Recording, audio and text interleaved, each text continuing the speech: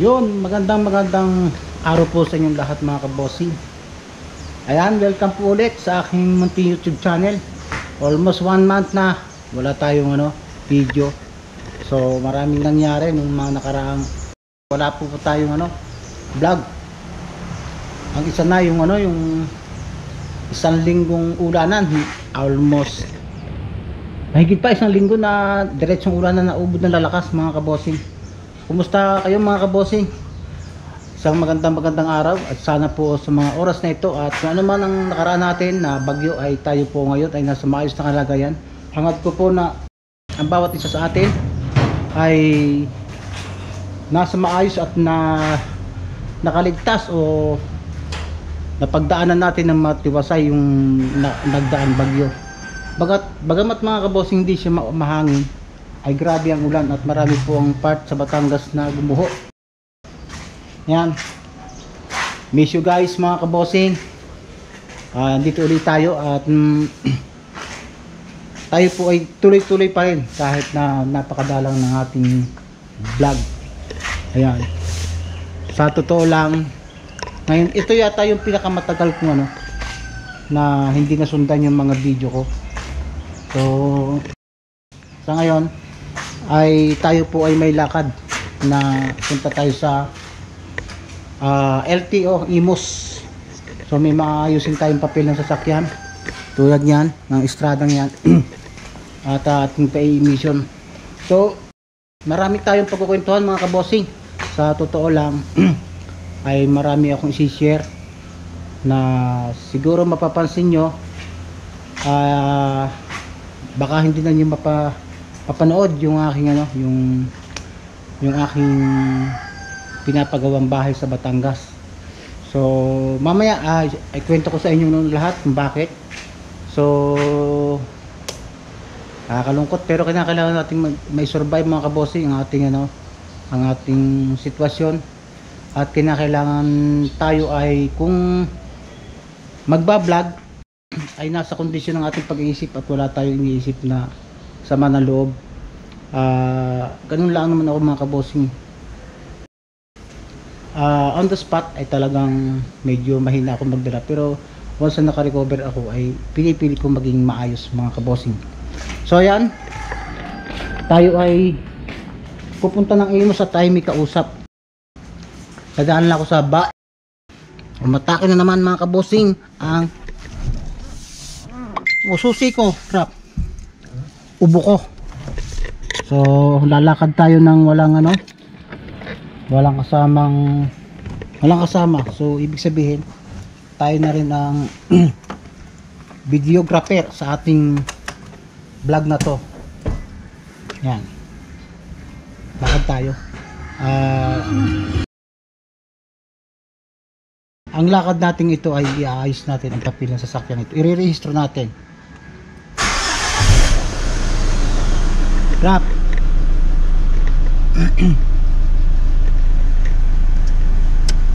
Paano kaya masisig ito ng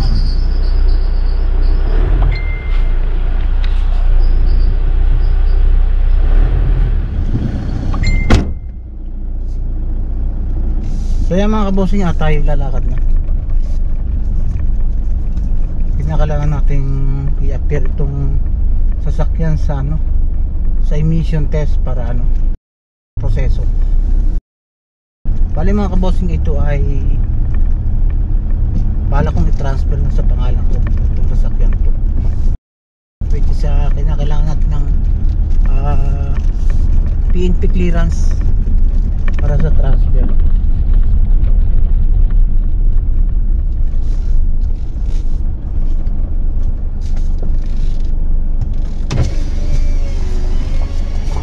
Oy! Wala ko ng internet.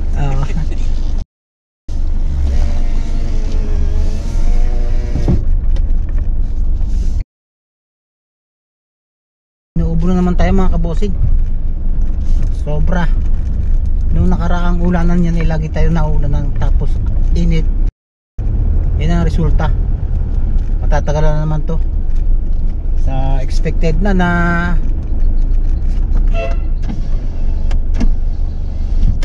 matagal to. Tingnan yung snowbear. Snowbear.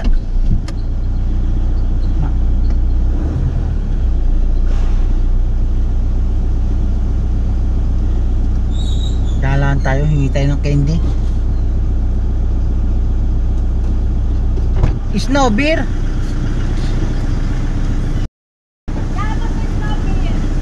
Atin ang nalamunan ko mga kabossing. Wala tayong videographer kaya tayo ipinix na natin ang camera natin sa may dashboard. Puta yun ang batang ko. Tatapo ko na. Ngayong bit ako na. Dati. Diyan ka na naman, sabi sa akin.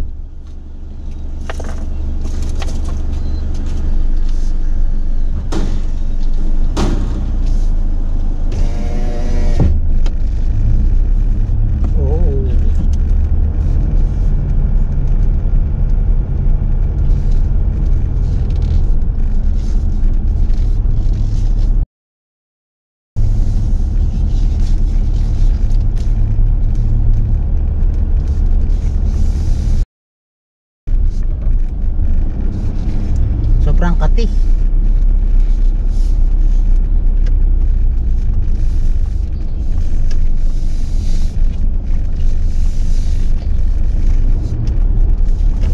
So mga kabossing, share ko lang na siguro hindi ko na ma-share sa inyo yung papagawa ko ng bahay sa Batangas dahil gusto ko lang ipaalam sa inyo na tumigil na sa paggagawa ng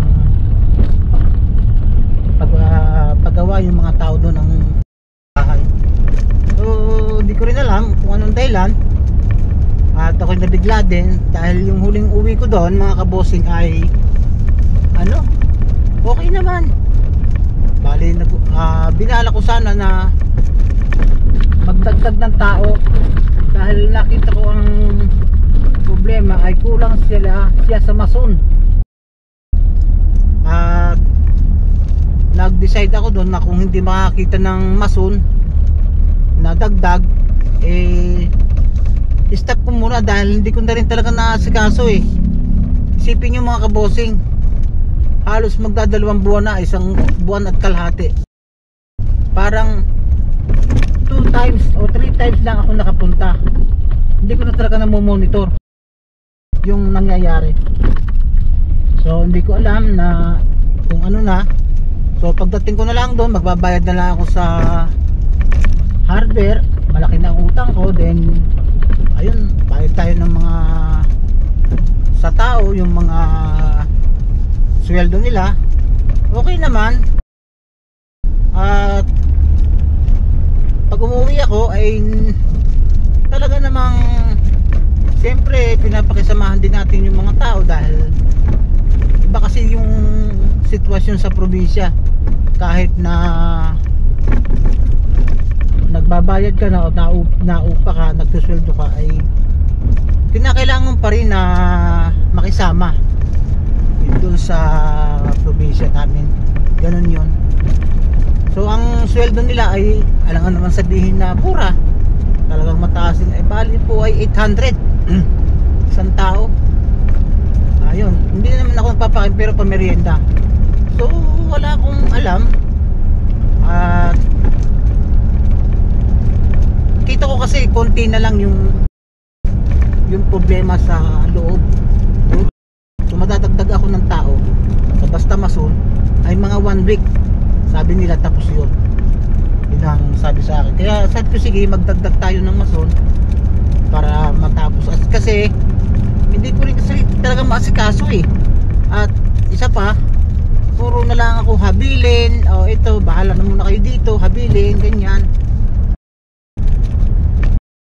Kahit po sa materialis ay yun na lang, bayad na lang ako ng bayad. Pati doon sa sweldo, ayun, kung ano na lang ang sabihin nila. This is nagtaka ko kung bakit tumigil bigla. Nung time na yon ay maulan pero pwede silang gumawa dahil nasa loob na eh ang finishing. At usapan namin yon, ando na rin yung ang ang kulang doon ay nung tumawag ako nung pagkasweldo ay wala nang semento. Kaya nag-alala ako, sabi ko paano makakagawa sa Lunes kung walang semento. Kaya tinry kong kumontak sa kanila, pero wala akong nakontak mga kabosing, ni isa. Text ako, message, text ako, pero wala talaga.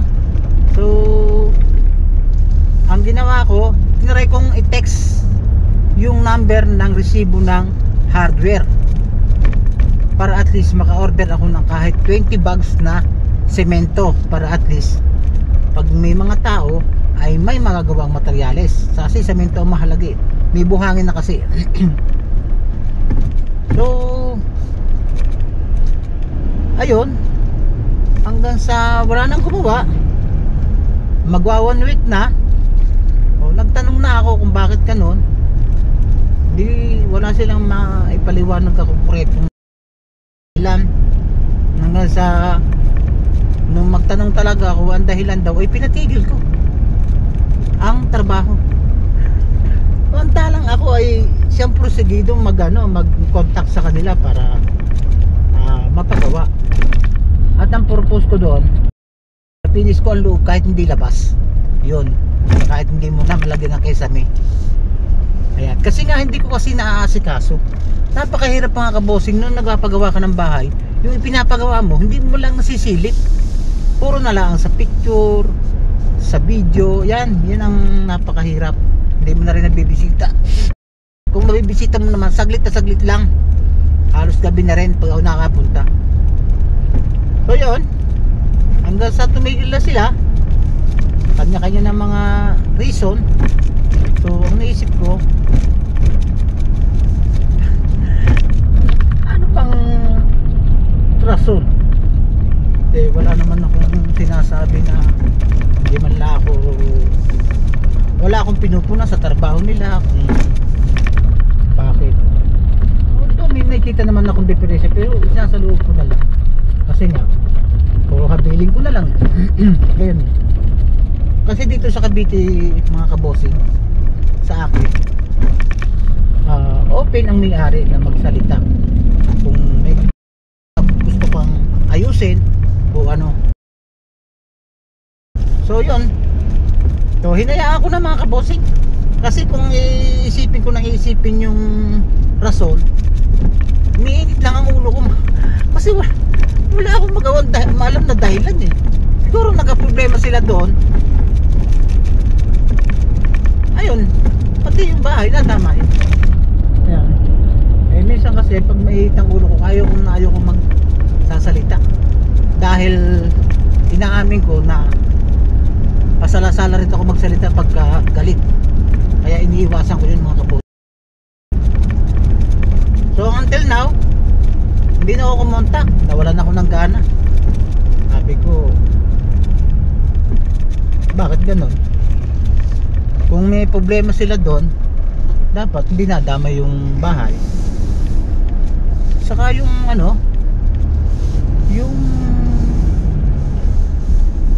diretso naman sweldo nila. Wala naman ako reklamo. Yan. Ako lang ang dapat kausapin doon mga kabosing, di ba? Ako yung may-ari. Dapat wala silang iniisip na pinapakanggang iba, or wala silang kinakausap kundi ako, dahil ako lehitimo ang may-ari at nagpapagawa. Yun. So yan mga kabosing, ay siniwalat ko na dito sa vlog kong ito dahil gusto ko rin humingi ng paumanhin sa mga nasalita ko nung panahon na hindi ko naiintindihan kung bakit tumigil. Na sabi ko kulang pa ang pinapakita kong pakisama. So wala talagang magagawa tayo eh, ganun eh. At kung papansinin natin,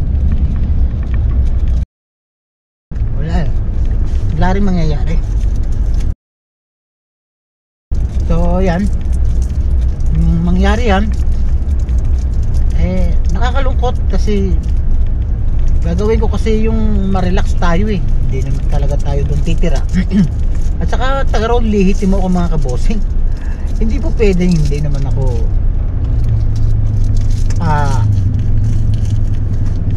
hindi po pwedeng gano'n na lang. At ako mga kabosing, talagang magtatatlong dekada na na umalis sa aming lugar. So sa totoo lang, yung mga nakasalumuha akong tao ay mga bago sa aking mga pangilala. Ang totoo, hindi ko sila totally kilala talaga. Ang mga kilala ko lang ay yung dati mga nainiwan ko. So nung nasa Batangas ako mga siguro yun nga, mag 30 years na akong wala doon. Wala akong wala akong nakakagalit dyan. Kasi bahay lang ako eh. Hindi ako nangangapit bahay unless ikaw lumapit sa akin. Hindi ako pakialamero. Ayun lang naman. Basta ako, buhay ko lang. Kung may nahingi ng tulong, ayan, sinusubukan natin tumulong sa abot ng ating makakaya. Dahil napaka-private kong tao mga kabosing, ayoko ng So nagtaka nga ako, ba't gano'n? Sabi ko nga, iba na yung tema talaga ngayon ng panahon. So siguro nakapagpahinga ako ng almost 1 week. Naging okay na ako. Kaya sabi ko, ang dami nag-a-advise sa akin mga kabosing na dapat ikaw na lang magpagawa. Kung wala kang time na magpagawa, huwag ka na magpagawa. Kasi ang dami mong mga pinag-habilinan, which is hindi naman na maintindihan hanggang sa nagkagulo-gulo na. So mga kabosing, sa totoo lang hindi ko dapat i-share. Kaya lang gusto ko rin mailabas yung nasa loob ko, dahil kayo yung mga viewers ko, kayo lang ang pwede kong pag-share. At may baliman ako, di humihingi ako ng pasensya, pero wala akong alam eh. Wala talaga eh. Pag umuwi ako ng Batangas, hindi ako nag-iinom mga kabosing eh. Inom din ako mga kabosing para lang masabi nila na ako'y hindi suplado at nakikisama. Pero wala rin eh. Saka wala akong napabanggit na wala akong alam. Yun. So ang naging desisyon ko dyan mga kabosing ay marami ang nagsasabi sa akin na ituloy ko daw. So, siyempre tutuloy ko naman yan. Kaya lang ayaw ko magtuloy ng masama ang loob. Yan mga kabosing, sa totoo lang hindi ako makakapokus eh sa trabaho pagka gano'n. Baka imbis na gumanda yung bahay sa pagpangit hindi man yun ay tanong. Ang nagagastos ko sa bahay na yun, sa itsurang yun, ay hindi ko na sasabihin. Talagang hindi na, okay lang kasi pera lang naman yan eh. Yan. So kung alam ko lang naman na magkakaganon, pwede ko namang hindi pagawa yun, diba? Yun lang. So yan, nagtaka lang talaga ako, kaya medyo nag-hysterical ako. Ba't kaya ganon? Pero wala, nahayaan ko na lang. So kasi pag-iisipin ko na iisipin, at least malinis yung yung isip, konsensya ko na wala naman tayong tinatapakan tao. At saka ang tingin ko naman, hindi sa akin ang problema. Ang problema, parang sila yung mga hindi nagkaintindihan, nadamay lang talaga yung bahay. So saan ang sasawaran ng loob ko, bakit pati ako yan. Wala naman tayong mini-mention na tao dito, at hindi ko kasi binalag yung bahay na yun ng talagang bala ko talaga sanang i-vlog araw-araw yun. Ibig sabihin, ultimong lahat na nangyayari mga ginagawa, iba-vlog ko yun. Kaso naisip ko na kung iba-vlog ko yun, parang baka sabihin kasi ng mga nagagawa na wala akong tiwala sa kanila. Kaya kasi nung una nahingi ako ng video doon sa kapatid ko, pero lately sinabihan ko siya na kung magbibideo ka yung wala ng tao, yung tapos na, para at least hindi sila nahahagip, ang trabaho nila hindi nahahagip ng camera, para wag sabihin naman nila na wala tayong tiwala. Kaya nga pinagkatiwala sa kanila, yun pinagbawal ko ang pagbibideo ng nagtatrabaho. Pero iniisip ko, bakit kahit naman i-video ng nagtatrabaho, bakit naman magiging masama? Ang dami nang tumatakbo sa isip ko mga kabosing, ba't kaya nagkaganon? Naging maingat naman ako, hindi ako nagsasalita ng masama, kahit nga wala akong sasabing ano.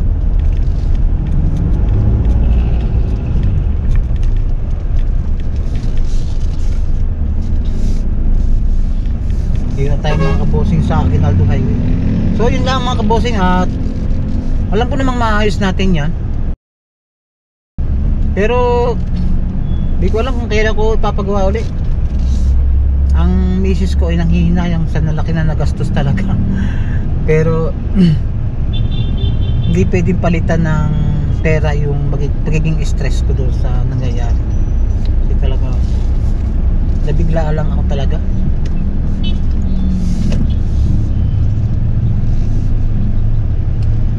Pero siguro hindi lang nagkaintindihan, kaya lang pati yung bahay nadamay. Yan ang akin. So ayan, wala naman akong sinisisi dyan. Noong una nakakasalita ako ng sala dahil nalilito ako pero lately mga kabosing ay pinagpasa Diyos ko na lang ang pangyayari.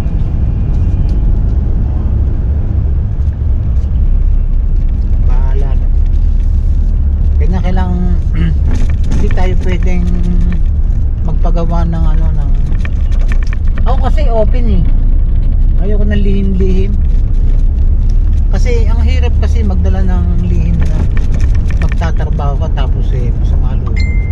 Ganun ako, para at least maluwag sa aking kalooban yung pagtatrabaho.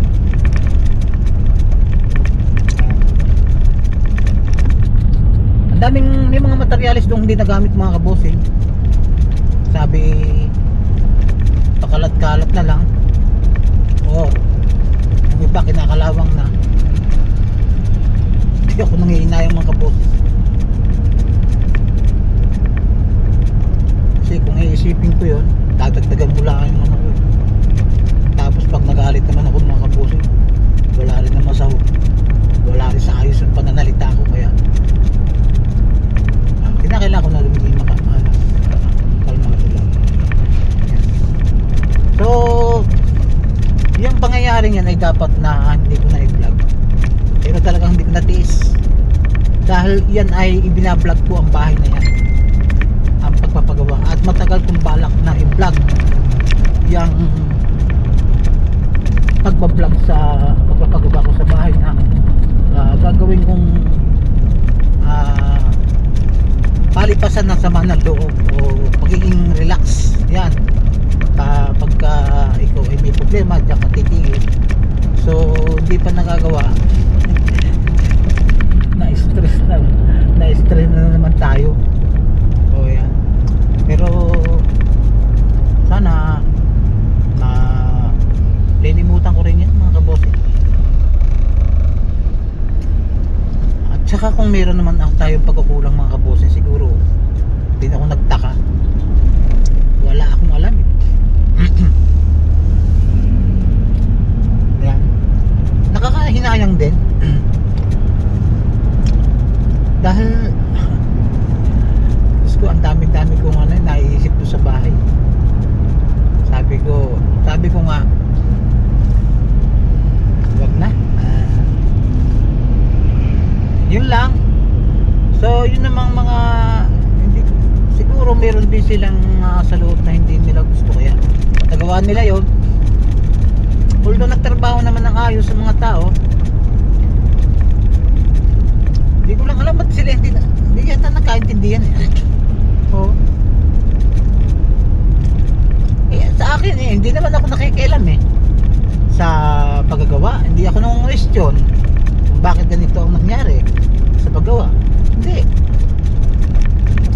Pagdating ko doon, bayad lang ako ng bayad. Hindi ko na hinahanap yung materyales na binayaran. Wala na.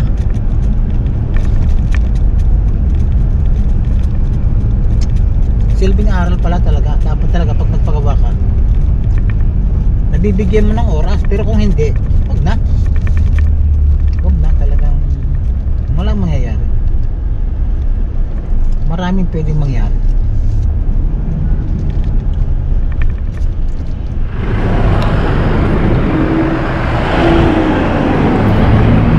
So yan mga kabuting, sa emission tayo at the same time nagpa-stencil.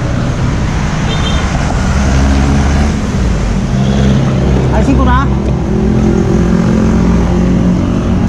Tapos na tayo magpa-emission mga kabossing. Ito yung mga proseso talaga.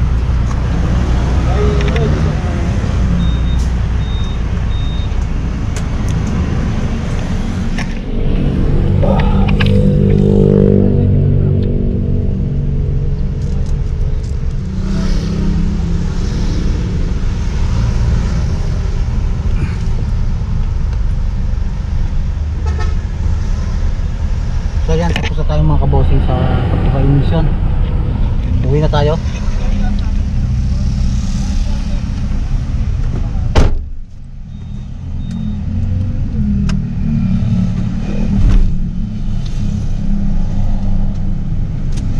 Mahal ang emission dito, 700.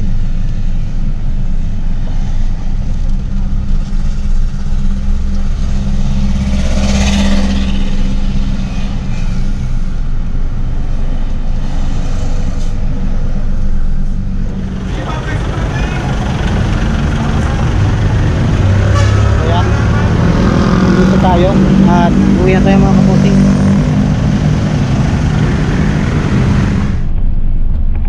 Kaya mga kabuting, uwi na tayo.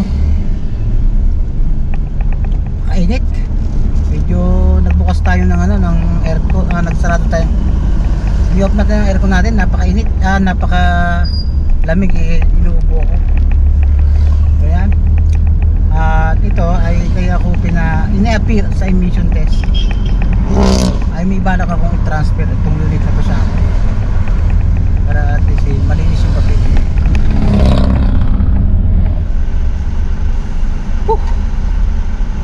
Tama ka boss, dito tayo sa part ng Anabu. Malapit na tayo sa Dasma. Talagang ang hirap na rin magbiyahe ngayon sa traffic. Hirap na ako mga kaboss, hindi ko na kaya yung yung mga matitinding traffic.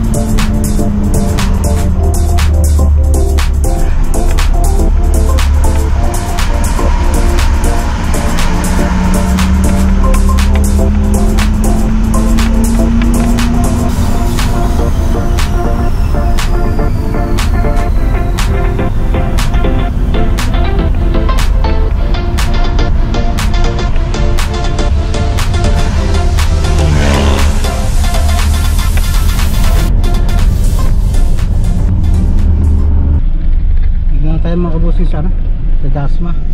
Talagang ano, medyo hirap na rin tayo sa mga traffic na biyahe. Kaya talagang naninibago tayo. So pakiramdam ko pang probinsya na lang pagmamaneho ko. Kasi pag sa Maynila, pero dyan ako galing mga kabosing, dyan ako sanay sa mga biyaheng Maynila yan dati. Kaya lang ngayon medyo natengga na tayo sa pagbiyahe sa malalayong parte ng Manila. Kaya nakakairita na. So hindi na ako nare-relax.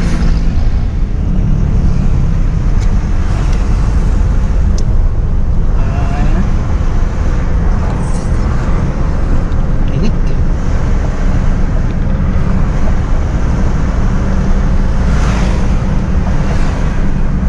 Pag may makita natin yung ating kumpare dito, tigil tayo muna saglit.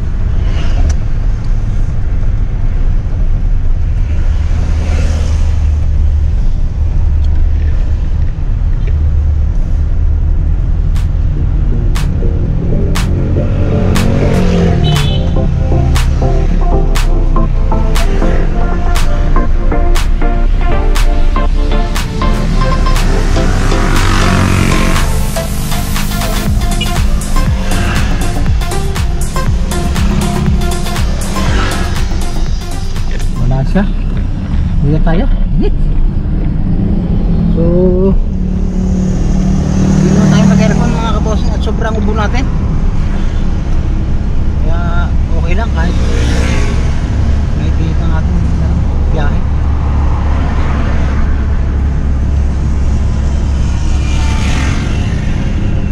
Nako.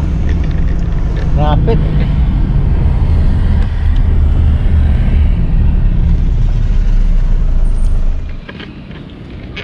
So yan mga kabossing, dito na tayo sa bahay.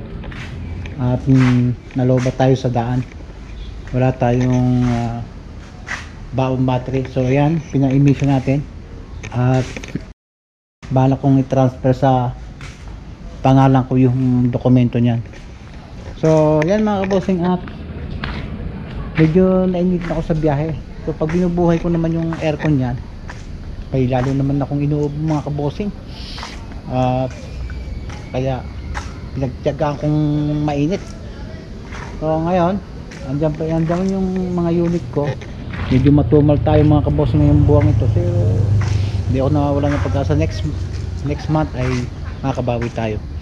Yun na nga, minsan kasi pag meron tayong pinagdadaanan ay nawawala tayo sa timing yung mga pagbebenta. Hopefully this coming month ay makabawi tayo at makarecover ng ayos. So yun mga kabossing, at ako ay nag-vlog lang mga kabossing talaga para ako'y mag-update sa inyo. Baka iniisip ko na sabihin na si kabossing wala nang vlog ngayon, tumigil na yata. Hindi naman talaga ako titigil, kaya lang ayoko naman mag-vlog ng ano, talagang inuubo ko. Ayaw mag-vlog ng wala ko sa mood. Kaya talagang natagalan. Halos mag-iisang buwan mga kabossing bago ako nakapag-update ngayon. So yung bahay mga kabossing ay itutuloy ko naman. Kaya lang gusto kong magpahinga muna. At hindi naman po pwede na hindi ko rin tutuloy yon. Dahil dinasusuan ko mga kabossing, at saka lupa namin yun at doon ako galing talaga. Kaya naisipan ko lang at na doon tumira. At siyempre gusto na natin mag-relax at puro na lang tayo trabaho, kaya naman naisipan kong doon gawa ng bakasyunan. At the same time para makarelax din minsan pag pagod ka sa trabaho, na di ko rin ni-expect na nagkaganon. Wala akong maisagot na concrete na dahilan, dahil okay naman. Siguro ang tingin ko doon, nagkaroon sila ng problema sa mga magagawa at mga sila na rin. So yung nangyari, pati yung bahay ko nadamay. At totoo lang,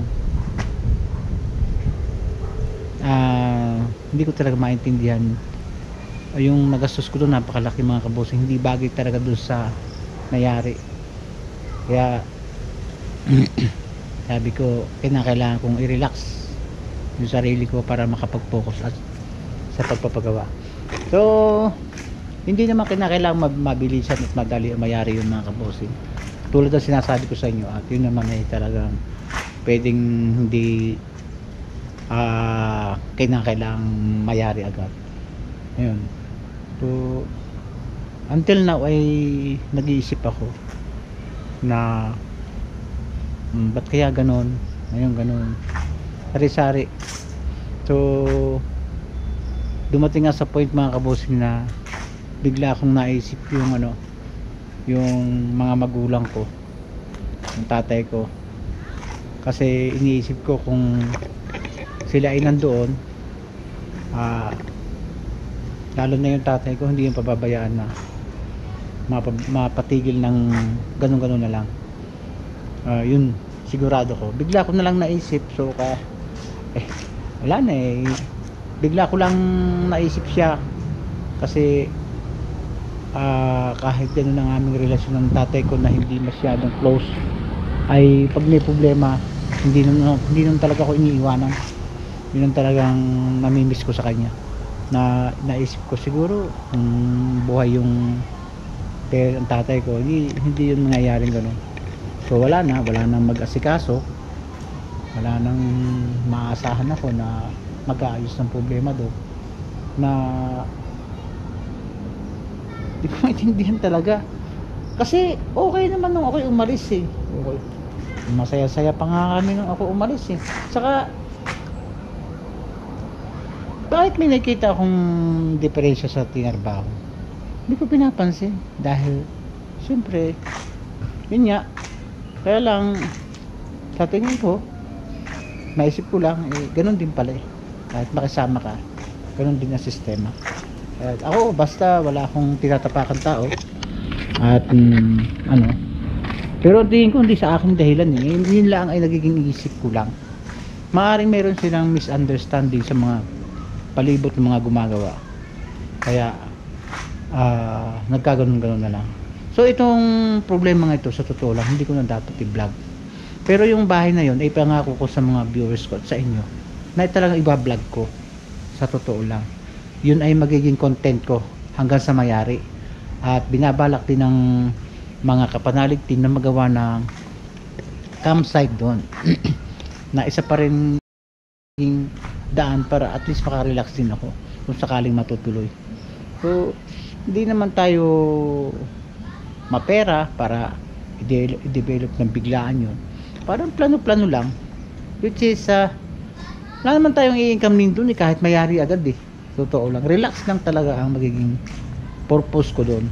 At yun, yung ibang mga pinsanin ko doon, mga kasamahan ko, kakilala ko dati ay namimiss ko at gusto ko rin makita na ewan ko ba, kasi nung ako yung umalis doon wala naman akong wala akong masyadong kahit ngayon ganun ang ugali ko, sa bahay lang, hindi ako padala-gala sa barangay para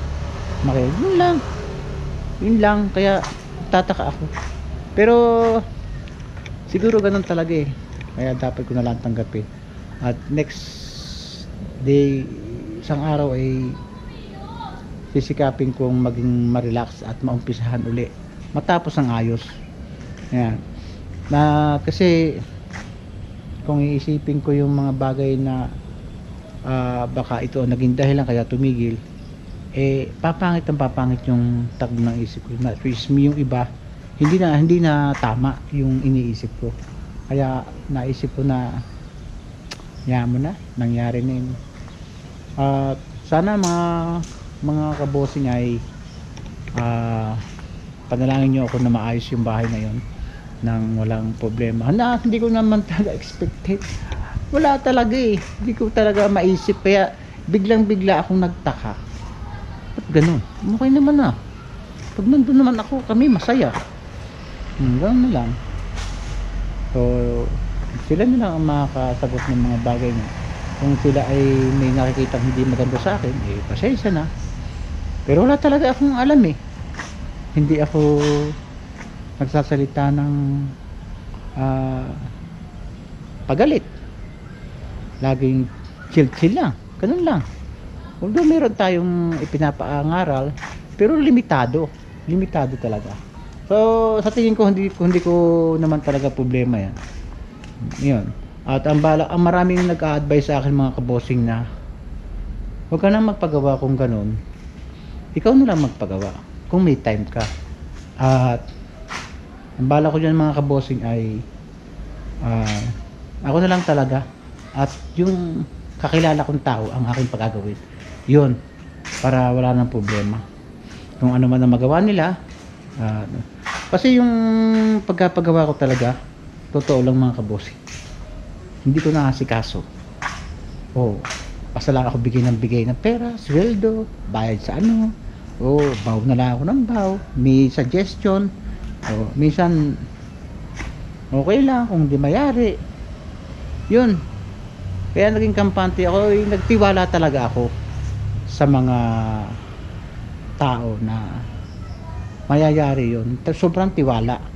Kasi kung hindi ako tiwala, ay araw-araw ako nandoon. Sigurado ko. Gagawan ko ng paraan. Kasi ang nagbibitaw ako sa isang linggo, minsan halos bumabagsak ng maabot ng, pati sweldo naman, maabot ng 50 plus, kanyan. Okay. Pero wala na. Ganun na lang talaga. So ayan mga kabosing, at huwag kayong mag-alala, tutuloy ko yan. Na banggit ko na rin kay Kautol yan. So kasi tinatanong na kung kumusta na yung bahay. At napapanood nyo sa vlog ni Kautol na minsan nagdadala siya ng merienda doon sa mga taong nagagawa. Yun nga, kaya rin kay Kautol na hindi rin ni-expect na gano'n. Ako naman, hindi ko naman din iniisip na magkakaganon. Kaya siguro pag magagawin natin yan, ako na lang, at hindi ko na kinadadamihan. Puro 1, 2, 3 na lang. Kung hanggang sa na lang kayanin gawin, yun nga, hindi ko naman kinakailangang mayari agad. Ang kuwang ko doon kasi, ayoko ng karamihan. Mas maganda doon kasi puro skilled na, kasi puro finishing na eh. Hindi na pwede doon ng mga labor. Kung may labor mo, konti lang. Yun lang sana. Yun nga, ang napansin ko doon, sabi ko, magtatagal to pagka hindi mga skill. Kaya nagpadagdag ako, kaso nawala naman bigla. So yan lang mga kabosing. So sana maunawaan nyo ako. Minsan baka sabihin niyo na baka may problema sa'yo kaya tumigil sila. Wala ako talaga maiisip po ng kabosing. At ako ay wala akong sinasalita. Kung may nasasalita naman, advice lang, na which is parang namang hindi mali. Advice ko lang. So yan mga kabosing, at huwag kayo magalala at susunod ko ulit yung ngayon lang talaga ako nagkaroon ng lakas ng loob makapag-vlog dahil medyo nare-relax na tayo. Yan. At then ngayon nakakapag na rin tayo ng mga sasakyan natin, mga unit natin. So kaya naisipan kong mag-update sa inyo mga kabosing. So yan, medyo hapon na rin. Dito ko na lang tatapusin yung aking video. At muli ako ay humihingi ng paumanin kung bakit ngayon lang ako. Kasi sa totoo lang humina yung views ko. Sobrang kadalang kong mag-vlog. Nawawala ako sa tono kung sa tugtugman. Kaya hayaan niyo, at next time lagi po tayong magbablog uli. 2 times a week na gawa gaya ng dati. So yan mga kabosing, at sana sa mga oras na ito nasa maayos kayong kalagayan. At yon, salamat sa mga sumama dito sa simpleng vlog kong ito, sa pag-update ko. Maraming salamat mga kabosing, at magandang hapon. See you next vlog mga kabosing. Bye.